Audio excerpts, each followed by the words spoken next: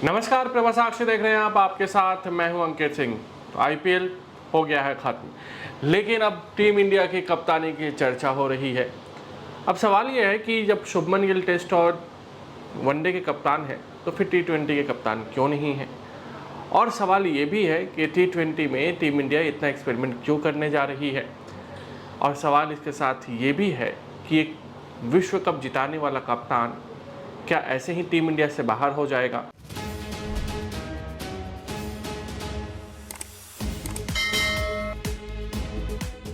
हम बात कर रहे हैं टीम इंडिया के टी20 कप्तानी की। टीम इंडिया ने अपना जो हाल में ही आखिरी टी20 मैच खेला था वो था टी20 विश्व कप का फाइनल मुकाबला, जिसमें सूर्य कुमार यादव के नेतृत्व में टीम इंडिया ने जीत हासिल की थी। तब शायद किसी ने ये सोचा नहीं होगा कि सूर्य कुमार यादव का ये आखिरी टी20 मुकाबला कप्तान के तौर पर हो सकता है। लेकिन अब जिस तरह की मीडिया रिपोर्ट्स में चर्चा है, उसके मुताबिक साफ तौर पे कहा जा रहा है कि सूर्य कुमार यादव अब टीम इंडिया के टी20 के कप्तान नहीं होंगे। सवाल ये भी है कि फिर इस तरह का फैसला बीसीसीआई ने क्यों लिया? तो इसके पीछे का जो तर्क है वो ये है कि सूर्य कुमार यादव लगभग 1.5 सालों से फॉर्म में नहीं है। उन्होंने एकाध पारियां ही अच्छी खेली है, इसके अलावा उनके बल्ले लगातार फ्लॉप रहे हैं। आईपीएल 2026 में भी हमने देखा कि सूर्य कुमार यादव लगातार फ्लॉप रहे। इसके अलावा सूर्य कुमार यादव सितंबर में 36 साल के हो जाएंगे। तो क्या सूर्य कुमार यादव के नेतृत्व में टीम इंडिया 2028 तक खेलने में सक्षम है? सूर्य कुमार यादव 2028 तक टीम इंडिया को लीड कर सकते हैं? एज सूर्य कुमार यादव के साथ फिलहाल नहीं है और ना ही उनका फॉर्म उनके साथ है। Surya Kumar Yadav as a batter पहले टीम इंडिया के लिए सबसे सफल साबित हुए, तब टीम इंडिया ने उन पर भरोसा जताया गया और उन्हें कप्तानी सौंपी गई।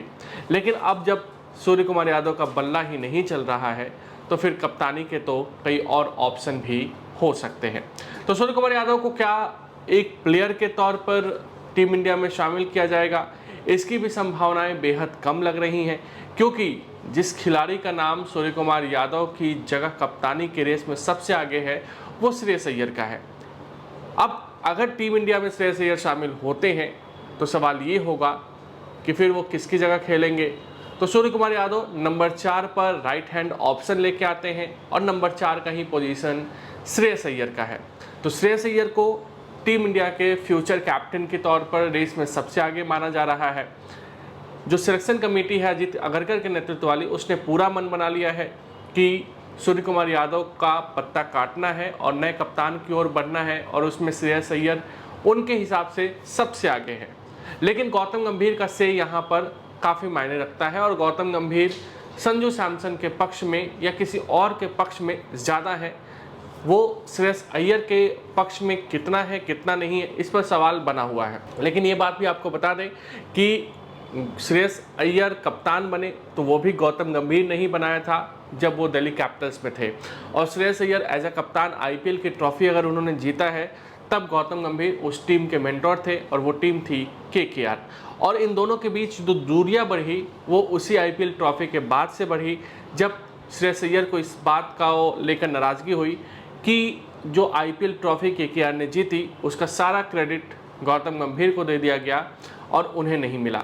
लेकिन अब सवाल ये है कि क्या गौतम गंभीर और श्रेयस अय्यर में सब कुछ ठीक है, और इतना ठीक है कि वो टीम इंडिया के टी20 के कप्तान बन जाएंगे? तो इसको लेकर अलग अलग तर्क दिए जा रहे हैं। तर्क में ये भी कहा जा रहा है कि हर बार गौतम गंभीर की नहीं चल सकती है। गौतम गंभीर 2027 तक उनका एज अ कोच टेन्योर है, लेकिन टीम को आगे तक सोचना होता है। गौतम गंभीर के बाद जो कोच आएगा उसकी सोच अलग होगी, लेकिन एक कप्तान के तौर पर हमें बहुत आगे सोचना होता है, और इसलिए हम सिर्फ गौतम गंभीर के ही प्रेफरेंस पर ज़्यादा विचार नहीं कर सकते। इसके अलावा अगर इतने ही रिश्ते ख़राब हैं तो फिर वनडे में श्रेयस अय्यर को वाइस कप्तान क्यों बनाया गया है? तो ये चीज़ें जो है वो श्रेयस अय्यर के पक्ष में जा रही हैं। इसके अलावा अब सवाल ये है कि अगर श्रेयस अय्यर नहीं तो फिर कौन? तो इसमें चर्चा 2 नाम की और तेज़ी से आ रही है। वो नाम है ईशान किशन और तिलक वर्मा। ईशान किशन के लिए एक पॉजिटिव चीज़ ये है कि उन्होंने कप्तानी की हुई है आप देखिए आईपीएल में इस बार उन्होंने कप्तानी की है, घरेलू मैचेज में वो लगातार कप्तानी करते रहे हैं, सैयद मुश्ताक अली ट्रॉफी उन्होंने अपनी टीम को जिताया है। इसके अलावा बतौर कप्तान उनकी परफॉर्मेंस भी अच्छी रही है। लेकिन अगर आपके पास ऑप्शन में श्रेयस अय्यर हैं तो क्या आप ईशान किशन के पास जाना चाहोगे? ये एक बड़ा सवाल है जो अभी भी सिलेक्टर्स के सामने इस वक्त मौजूद है। और दूसरी चीज़ जो दूसरे ऑप्शन है वो है तिलक वर्मा। तिलक वर्मा को लेकर कहा जा रहा है कि अभी वो 23-24 साल के हैं, उनके पास एक तरीके से लंबा करियर हो सकता है। फिलहाल उन्हें अपनी बैटिंग पर ध्यान केंद्रित करना होगा। और तिलक वर्मा क्या टीम इंडिया में रेगुलर T20 खेलते रहेंगे, इस पर भी सबकी निगाहें रहेंगी, क्योंकि हाल फिलहाल में देखें तो तिलक वर्मा भी कुछ अच्छे फॉर्म में दिखाई नहीं दे रहे हैं। इसके अलावा संजू सैमसन की जो बात हो रही है उसमें ये कहा जा रहा है कि संजू सैमसन टीम इंडिया में कितने समय तक रेगुलर खेलते हैं, ये बड़ा सवाल है। दूसरी चीज़ ये है कि क्या उनका फॉर्म निरंतर बना रहेगा, क्योंकि संजू सैमसन का अब तक का हम लोग करियर देखें तो 4-5 मुकाबले में वो लगातार फ्लॉप जाते हैं, फिर 1-2 मुकाबले में वो बैक टू बैक अच्छा परफॉर्मेंस दे जाते हैं। तो टीम इंडिया पे कोई बहुत ज़्यादा बर्डन ना बने, इसलिए संजू सैमसन पे बहुत ज़्यादा कप्तानी को लेकर नहीं सोचा जा रहा है। साथ ही साथ संजू सैमसन ओपनिंग करते हैं, तो ऐसे में ओपनर्स का स्लॉट जो है टीम इंडिया में वो काफ़ी सीमित है। और अगर नए चेहरों को ओपनिंग में मौका देना होगा अभिषेक शर्मा के साथ में, चाहे वो वैभव सूर्यवंशी हो, चाहे प्रियांश आर्या हो या प्रभसिमरन सिंह हो, तो किसे बाहर किया जाएगा या किसे रेस्ट दिया जाएगा? तो ऐसे में संजू सैमसन को बाहर बैठना पड़ सकता है, उनको रेस्ट दिया जा सकता है। तो इसलिए भी संजू सैमसन को फिलहाल कैप्टन के तौर पर नहीं सोचा जा रहा है। और ईशान किशन के साथ भी यही है कि क्या वो 3 नंबर पर जो ऑप्शन लेके, विकल्प लेके मैदान में उतरते हैं, लेकिन वो रेगुलर विकेट कीपर है नहीं।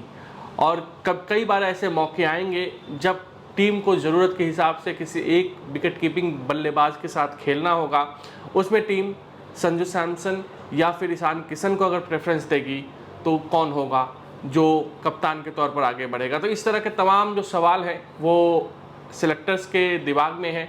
लेकिन जो बड़ी खबर ये है वो यही है कि श्रेयस अय्यर एक नेचुरल चॉइस के तौर पर टीम इंडिया के T20 कप्तान के तौर पर आगे आए हैं। और इसका सबसे आसान ये हुआ है कि वो नंबर 4 को रिप्लेस करेंगे। सूर्या भी नंबर 4 पे थे, ये भी नंबर 4 पे आएंगे। सूर्या भी राइट हैंडर थे, ये भी राइट हैंडर आएंगे और एक तरीके से टीम में स्टेबिलिटी को भी लेकर आएंगे। और टीम इंडिया सिर्फ 2028 का T20 वर्ल्ड कप नहीं सोच रही है, बल्कि लॉस एंजलिस ओलंपिक जो है वहाँ भी टीम इंडिया अपने फोकस को केंद्रित करके आगे बढ़ रही है। इसके अलावा अगर देखा जाए तो अब जो टीम अनाउंस होगी हाल फिलहाल में वो आयरलैंड दौरे के लिए अनाउंस होगी। T20 आयरलैंड दौरे पर खेलना है टीम इंडिया को। साथ ही साथ इंग्लैंड में भी टीम इंडिया को 5 T20 मुकाबले खेलने हैं। इसके अलावा एशियन गेम्स में टीम इंडिया को खेलना है और कहा जा रहा है कि टीम इंडिया इसमें मेन टीम जाएगी। जो टीम इंडिया की जो मुख्य टीम है वही एशियन गेम्स में भी शामिल होगी। इससे पहले ऋतुराज गायकवाड़ के नेतृत्व में टीम इंडिया गई थी, जो एक तरीके से मेन टीम नहीं थी, फिर भी वो टीम जीती थी एशियन गेम्स। तो इस बार भी एशियन गेम्स में टीम इंडिया जाएगी और मेन टीम जाएगी। तो इस लिहाज से भी कप्तानी किसे सौंपा जाए, इसमें श्रेयस अय्यर का नाम सबसे आगे है। लेकिन सवाल अभी भी वही बना हुआ है कि क्या कोई आखिरी वक्त में खेल होगा, इसलिए कि गौतम गंभीर की अभी भी फर्स्ट चॉइस श्रेयस अय्यर नहीं है। हालांकि सिलेक्शन कमेटी ये मन बना चुकी है कि सूर्य कुमार यादव की जगह श्रेयस अय्यर को ही T20 में शामिल किया जाएगा। अगर आप भी लेना चाहते हैं देश दुनिया की तमाम जानकारी तो आज ही सब्सक्राइब करें हमारे चैनल को। साथ ही नीचे दिए बेल आइकन को जरूर दबाएं ताकि हर अपडेट आप तक पहुंच सके।